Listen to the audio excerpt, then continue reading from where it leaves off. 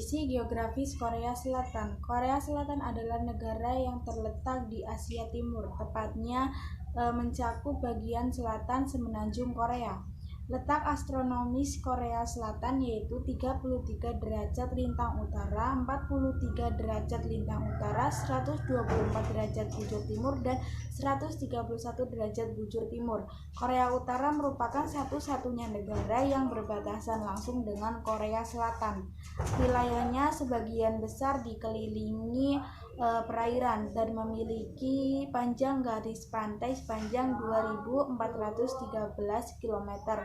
Sebelah barat Korea berbatasan dengan Laut Kuning, sementara sebelah selatan dengan Laut Cina Timur, dan sebelah timur berbatasan dengan perairan Laut Jepang. Luas wilayah daratan keseluruhan itu 100.032 km persegi dan luas perairan itu hanya 290 km persegi. Korea Selatan memiliki banyak pulau-pulau kecil di lepas pantai perairannya.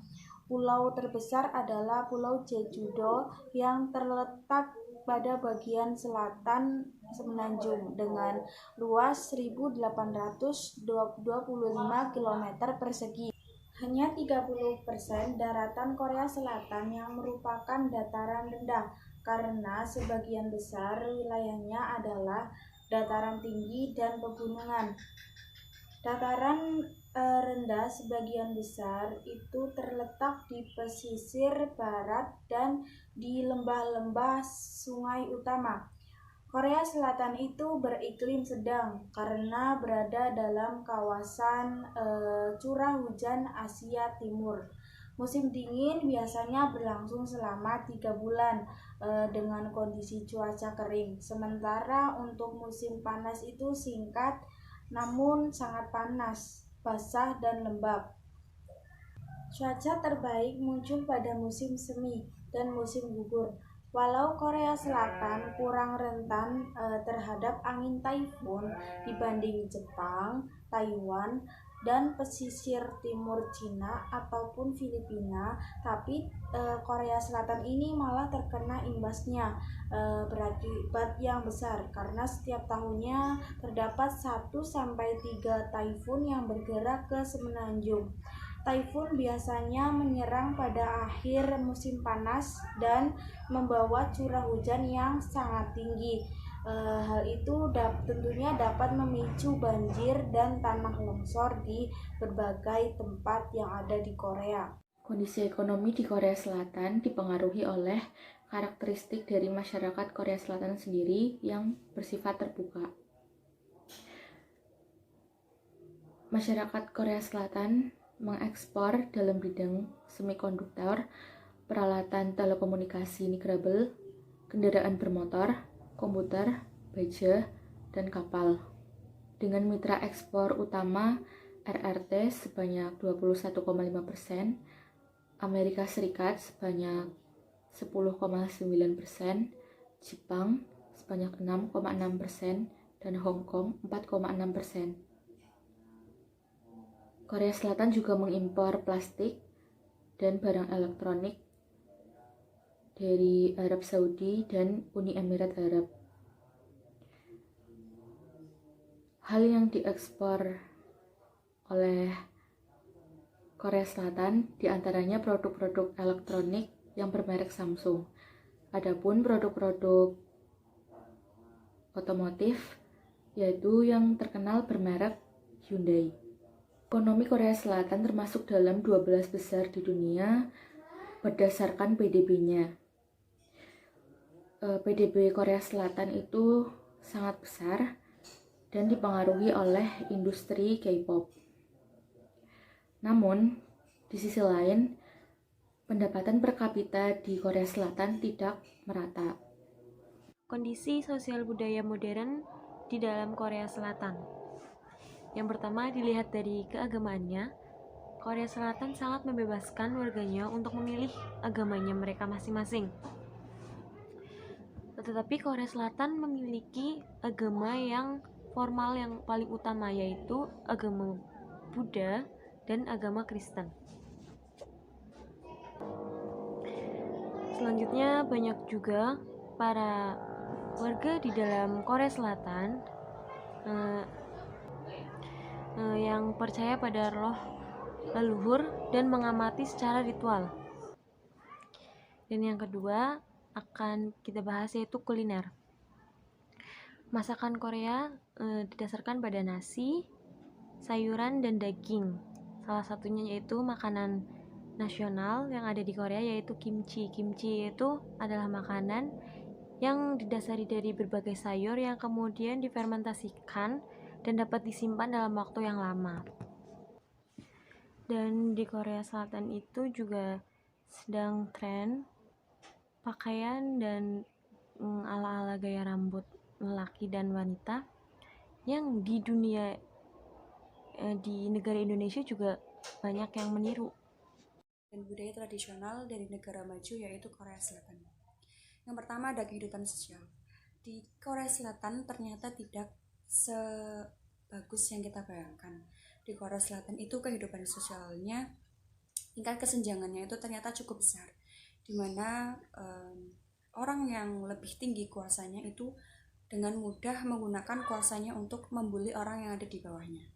Kemudian ternyata yang kedua juga tingkat pendapatan di sana juga tidak merata. Tingkat ekonominya bagus di Korea Selatan, namun tidak sebanding dengan warga yang lain gitu. Yang kaya itu semakin kaya dan yang miskin semakin miskin.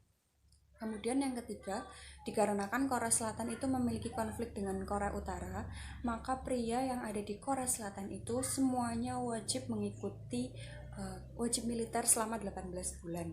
Nah, karena ketegangan politik ini, semua pria di Korea Selatan itu wajib mengikuti wajib militer selama 18 bulan. Kemudian yang keempat, agama di sana itu Konfusianisme, di mana Buddha dan Kristen menjadi agama formal. Namun juga ada yang percaya akan roh-roh leluhur dan menggunakan ritual. Kemudian untuk kebudayaan tradisional di Korea Selatan. Di Korea Selatan itu untuk cara menyapa dan cara menghormati mereka itu dengan cara membungkuk. Seperti gambar ini. Mereka menghormati orang lain dengan berjabat tangan atau juga dengan cara membungkuk. Kemudian ada kuliner. Kuliner di sana itu terkenal dengan nasi, daging, dan sayur-sayurannya. Namun budaya mereka itu ada nama yang makanan yang namanya itu kimchi. Kimchi itu sejenis sayuran yang telah difermentasikan dalam waktu yang cukup lama. Hal unik yang menarik dari Korea Selatan suka dengan makanan. Banyak warga Korea Selatan yang suka dengan makanan hingga setiap makan bisa mengkonsumsi dengan porsi jumbo. Wajib militer. Korea Selatan memberlakukan wajib militer bagi semua laki-laki. Mulai memasuki usia 28 tahun, semua laki-laki di Korea Selatan harus wajib militer selama 21 bulan. Belajar dengan giat. Korea Selatan terkenal dengan sistem pendidikan yang maju. Hal ini membuat semua siswa di Korea Selatan menjadi giat belajar hingga larut malam. Kondisi geografis negara berkembang India. Untuk mengetahui dan mempelajari negara India, tentunya kita harus tahu terlebih dahulu tentang letak dan kondisi geografis negara tersebut. Secara astronomis, India itu berada pada garis lintang 8-37 derajat lintang utara dan 68-97 derajat bujur timur. India berbatasan dengan beberapa negara tetangga, seperti bagian timur laut berbatasan dengan Cina, Nepal, dan Bhutan. Untuk sebelah bagian timur, Bangladesh dan Myanmar. Untuk sebelah tenggara itu berbatasan dengan Teluk Benggala, sementara sebelah selatan berbatasan dengan Sri Lanka yang dipisahkan oleh Selat Palk dan Samudra Hindia. Bagian utara berbatasan dengan Cina, bagian barat dengan Samudra Hindia. Untuk bagian barat daya, India berbatasan dengan Samudra Hindia, sedangkan barat laut berbatasan dengan Pakistan. Luas wilayah India sekitar 3.287 km persegi. Wilayah ini terdiri dari beberapa jenis topografi, mulai dari daerah pegunungan Himalaya di utara, terus dataran rendah di bagian tengahnya, dan wilayah pegunungan di bagian semenanjungnya. Kawasan di sebelah utara merupakan daerah yang ekstrim, pegunungan Himalaya dengan suhu udara dingin. Daerah ini merupakan tempat bertemunya dua lempeng benua, yaitu lempeng Asia serta lempeng India yang lebih kecil, dan itu terjadi tabrakan antara lempeng tektonik yang kemudian menunjam ke atas dan menjadi formasi pegunungan Himalaya. Pada bagian tengah India juga dikenal sebagai dataran rendah Gangga, karena memang sungai besar ini, Sungai Gangga ini, yang dulunya itu menjadi pusat kehidupan di wilayah ini. Dataran rendah Gangga berubah menjadi tanah pertanian yang subur dan sebagian besar penduduknya itu bekerja dalam sektor pertanian. Selain Sungai Gangga, daerah tengah ini juga dialiri oleh sungai besar lainnya, yaitu Sungai Brahmaputra. Kondisi ekonomi di India dulunya banyak bergantung pada sektor pertanian. Namun sekarang ini hanya menyumbang sekitar kurang dari 25% dari PDB. Industri penting lainnya termasuk pertambangan, petroleum, pengasahan berlian, film, tekstil, dan teknologi informasi sangat berpengaruh pada penghasilan bruto di India. Kebanyakan daerah industri di India berpusat pada kota-kota utamanya.